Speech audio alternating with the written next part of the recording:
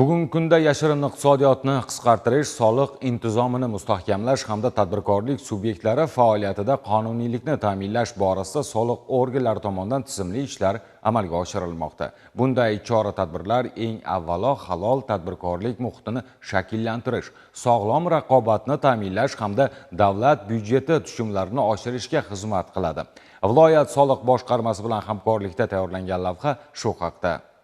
Namangan viloyat soliq idoralari tomonidan joylarda tekshiruvdan servisga tamoyili asosida tadbirkorlik faoliyatini qonuniy ish yuritishga qaratilgan profilaktik tadbirlar olib borilyapti. Xususan, soliq mobil ilovasining soliq hamkor bo'limi orqali fuqarolar tomonidan yuborilayotgan anonim xabarnomalarning har biri xodimlar tomonidan o'rganilmoqda. Murojaatlarda asosan nazorat kassa texnikasidan foydalanmaslik, xaridorga fiskal chek taqdim etmaslik, naqd pul tushumlarini yashirish, mehnat munosabatlarini rasmiylashtirmasdan faoliyat yuritish kabi holatlar qayd etilmoqda. Viloyat bo'yicha joriy yilning o'tgan davrida xarid cheki bermaslik, to'lovni plastik karta orqali qabul qilmaslik kabi soliq huquqbuzarliklari haqida 592 nafar fuqarodan 2128 ta murojaat kelib tushgan. Ularning 552 tasi rad etilgan. 1514 ta ariza o'rganishlari orqali o'z tasdig'ini topgan. Kelib tushgan murojaatlar yuzasidan Yangi Namangan tumani Mingchinor mahalla fuqarolar yig'ini, Islom Karimov ko'chasi 16-uyda joylashgan Zohida Bonu xususiy korxonasida o'tkazilgan sayyor soliq tekshiruvlarida xaridorlarga fiskal chek bermaganlik va hisob-kitoblarda belgilangan tartiblarga rioya etmaganlik holatlari kuzatildi. Mazkur holatlar yuzasidan mas'ul xodimlar tomonidan tadbirkorlar bilan profilaktik suhbatlar o'tkazilib, soliq intizomiga qat'iy rioya qilish yuzasidan ogohlantirish va tushuntirish ishlari amalga oshirildi.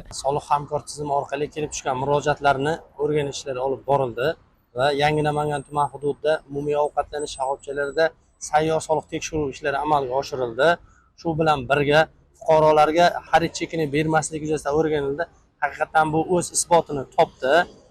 Shu bilan birga o'rganish davomida shu umumiy ovqatlanish shoxobchalarida fuqarolarni noqonuniy ishlatilishi va ularga konvert usulida oylik maosh berilishi aniqlandi va kelgusida bunday ishlarni amalga oshirish qonunga nomutanosibligini ma'lum qilib, tadbirkorlik subyektlariga tushuntirildi va bundan kelgusida soliq hisobotlarida ushbu xodimlarni aks ettirish yuzasidan tushuntirish ishlari olib borildi.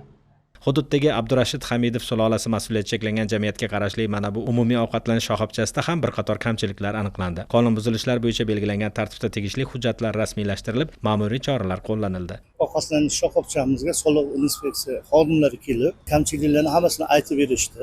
Haqiqatda kamchiliklar bor. Ayniqsa chek masalasida, bu yerdagi yangiliklarda biz ozgina adashmovchilik bo'ldi. Buni tez kunlarda bartaraf qilamiz.